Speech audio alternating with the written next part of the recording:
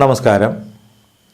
ഇന്നത്തെ വീഡിയോയിലെ എൻ്റെ പ്രതിപാദ്യ വിഷയം പുള്ളുവൻ പാട്ട് എന്നുള്ളതിനെക്കുറിച്ചാണ്.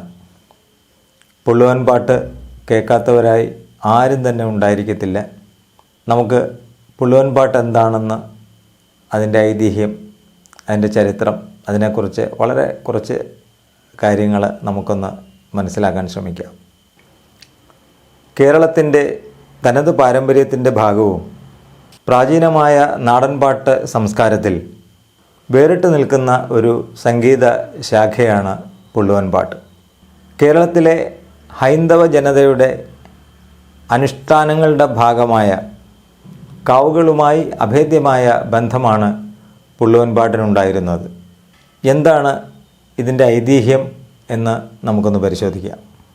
പുള്ളുവൻ പാട്ടിൻ്റെ ഉൽപ്പത്തി കേരളത്തിൻ്റെ ആജ്ഞേയ ഭൂതകാല ചരിത്രത്തിൽ ആണ്ടുകിടക്കുന്നു. കർണാടക സംഗീതം, സോപാന സംഗീതം എന്നിവയിൽ നിന്നെല്ലാം വിഭിന്നമായ ഒരു ആലാപന രീതിയും താളവുമാണ് പുള്ളുവൻ പാട്ടുകൾക്കുള്ളത്. സർപ്പക്കാവുകളും സർപ്പപ്രതിഷ്ഠകളും ഉൾപ്പെടുന്ന ഒരനുഷ്ഠാന കലയും കൂടിയാണിത്.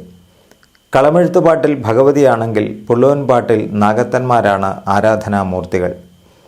ഐതിഹ്യമനുസരിച്ച് ത്രിമൂർത്തികളുടെയും മറ്റു ഭൂതഗണങ്ങളുടെയും, അതായത് നാരദൻ, സരസ്വതി എന്നിവരുടെയും സാന്നിധ്യത്തിൽ കൈലാസത്തിൽ വച്ചാണ് പുള്ളുവരുടെ ഉത്ഭവം.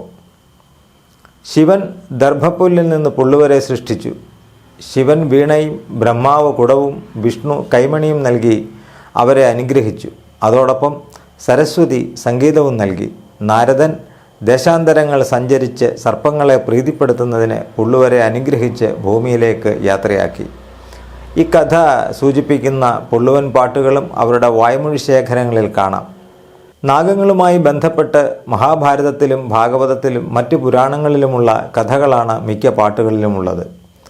സർപ്പ ഉൽപ്പത്തി, ഗരുഡോൽപ്പത്തി, കാളിയ ദമനം, വിഷപരീക്ഷ, നാഗോത്സവം, പാലാഴി മഥനം, പുള്ളുവചരിതം തുടങ്ങിയ ഇത്തരം കഥകളാണ് ഇപ്പോൾ അവശേഷിക്കുന്ന പ്രചാരത്തിലുള്ള പാട്ടുകളിലെ പ്രമേയം.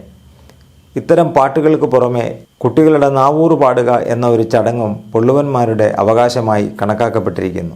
കുട്ടികൾക്ക് മറ്റുള്ളവരിൽ നിന്നും ദൃഷ്ടിദോഷം സംഭവിക്കാതിരിക്കാൻ നാവൂറ് പാടിക്കണമെന്ന് വിശ്വസിക്കുന്നു. ഈ പതിവ് ഇന്നും കേരളത്തിൽ തുടരുന്നു.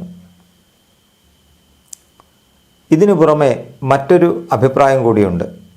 സർപ്പക്ഷേത്രങ്ങൾക്ക് പുറമെ താഴ്ന്ന ജാതിക്കാരും ഉയർന്ന ജാതിക്കാരും നടത്തുന്ന സർപ്പപൂജയാണ് പുള്ളുവൻ പാട്ട് എന്നൊരഭിപ്രായവുമുണ്ട്. കേരളത്തിലെ പുള്ളുവർ സർപ്പങ്ങളുമായി അടുത്ത ബന്ധമുള്ളവരാണ്. അവർ നാഗദൈവങ്ങളെ തങ്ങളുടെ ദേവതകളായി കണക്കാക്കുകയും യാഗങ്ങൾ നടത്തുകയും പാട്ടുകൾ പാടുകയും ചെയ്യുന്നു. പുള്ളുവൻ പാട്ട് എന്ന അനുഷ്ഠാന കലയെക്കുറിച്ചുള്ള ഒരു ഏകദേശ ധാരണ നിങ്ങൾക്കുണ്ടായി കാണുമെന്ന് കരുതുന്നു. ഞങ്ങളുടെ ഈ ചാനൽ സബ്സ്ക്രൈബ് ചെയ്യാത്തവർ സബ്സ്ക്രൈബ് ചെയ്യുക. മറ്റൊരു വീഡിയോയുമായി കാണും വരെ നമസ്കാരം.